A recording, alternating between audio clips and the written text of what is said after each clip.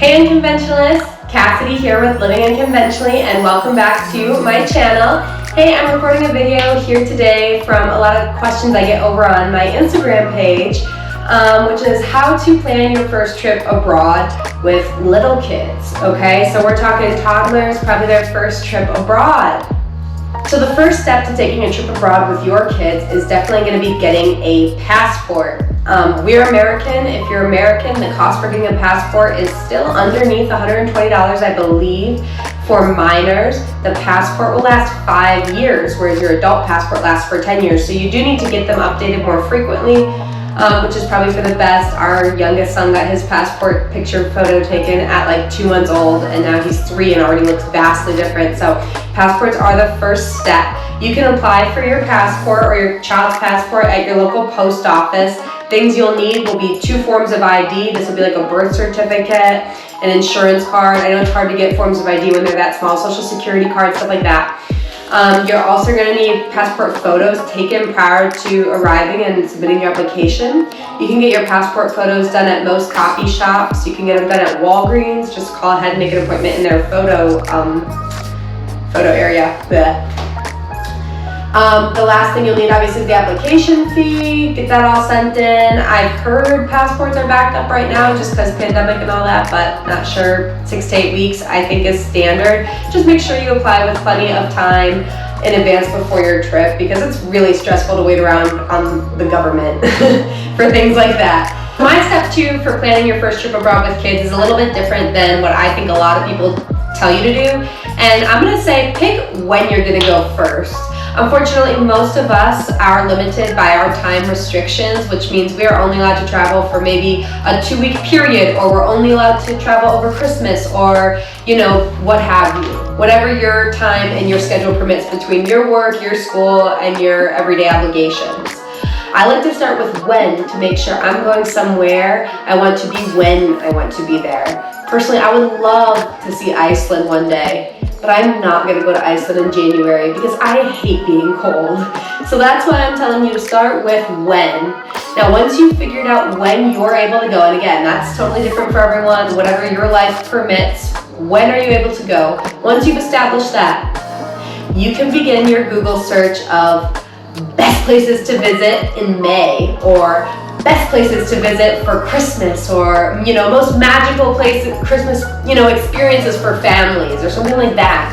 Okay, so you had this limitation set of when, and now you're finding lists of epic places for that specific time period. Now I'm thinking festivals, events, soccer games, Olympic games, all that kind of stuff you can travel around. You go for Christmas, I remember searching one year and finding that Taos, New Mexico, you know, just a couple hours from our home here in Colorado, was one of the most magical places to spend Christmas in America. And so we just went for it, we did it, and it was so charming with their paper bag lanterns everywhere.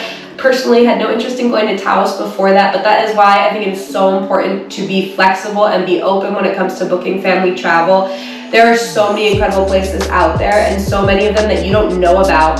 So I think it's really, really important to keep that open mind, and, you know, don't pick the location first. Pick the time first and see what locations are happening at that time, you know? So you'll think about, when you're thinking about time of travel, is whether you want to go during peak season, which is typically best weather in an area, shoulder season in between peak and low, or low season, which tends to have more off-putting weather, but you might get better rates at your hotel, your rental cars, your activities. National parks will be less crowded. So there's definitely benefits and drawbacks to going in each season, and again, that's a personal decision for you and your family. Our family doesn't mind going places during the rainy seasons because we live in the desert in Colorado. So when we traveled to Costa Rica, hell yeah, we went the cheaper route in the rainy season. We were so excited to see some rain.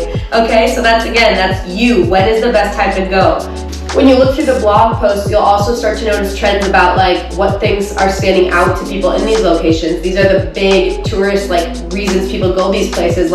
If you're looking through a list and it doesn't make sense to you, it's really easy for you not to prioritize that place. If you're reading a list that says Argentina has the most fabulous steaks in the Western Hemisphere, and you read another list talking about the fine cattle production in Argentina, but at the end of the day, you're still a vegetarian, are you swayed to go to Argentina? Probably not.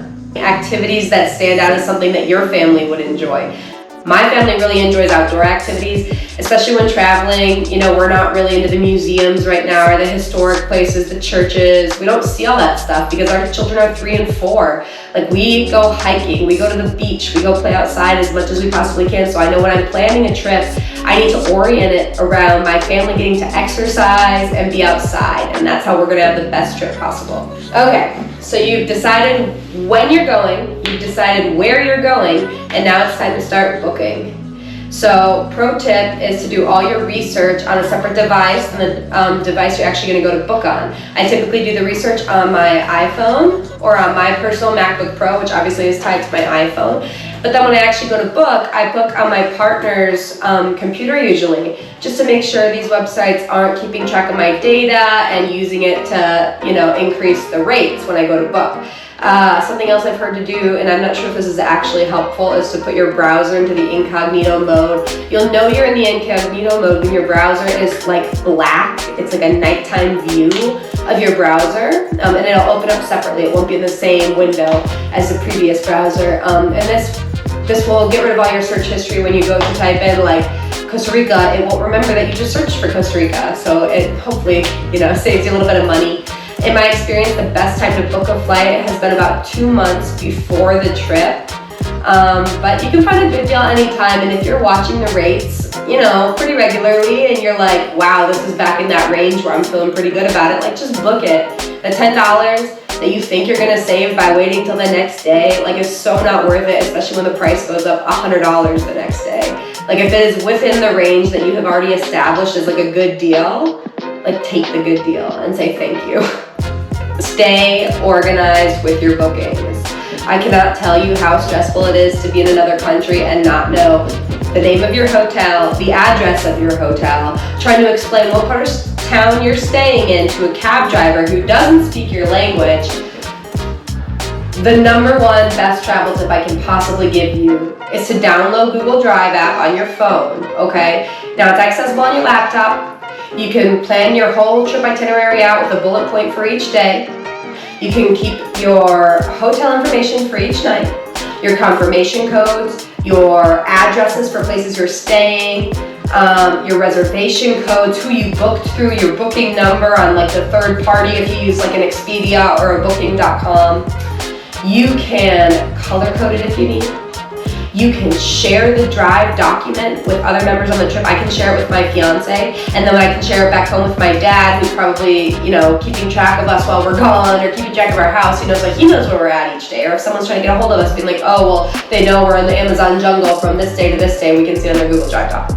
Obviously not sharing that with anybody you don't trust while you're traveling, but again, really, really awesome. This has been a great tool, especially for group trips, to get to share that, as well as Google Drive, using the Excel side of it and doing shared expenses for group trips. It's really awesome because you can just like formulate the whole thing, divide by 3, and then split costs that way. Super, super easy. And I highly recommend traveling with other traveling families at some point in time.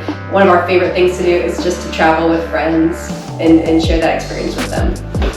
Last but not least, relax. If you are the parent and you're the mom, you are setting the tone for the entire trip. If you are stressed out about getting from A to B and you missed this tour and you're gonna be late to this and you're not gonna miss that, you're gonna piss off everybody in the group, okay? Nobody has fun when mom is worried about the timeline like that. And this is supposed to be fun, this is supposed to be vacation. So take it easy, okay? Personally, I don't like to book more than one activity per day in advance, just so that it's like, okay, all we gotta get to today is this one activity. And it's rare I'm booking it at 7 a.m. with my little ones also, but not booking more than one activity a day. Don't book a volcano tour and then a church tour and then a cooking class all on the same day. You're gonna stress out your family, man. Like, lady, that defeats the whole purpose of the family vacation. So take it easy, take it slow. And remember, the kids still want to be kids. A lot of activities that might feel mundane at home can feel like a really super extraordinary experience when you're traveling.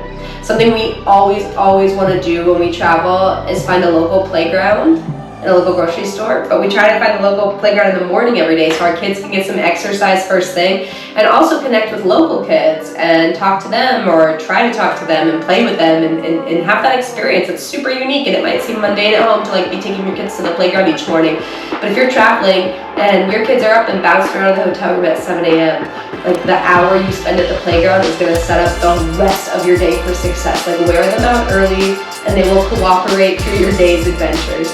Trust. Feel free to drop a comment with any questions. Shoot me an email, Cassidy@livingunconventionally.com. Follow us on Instagram.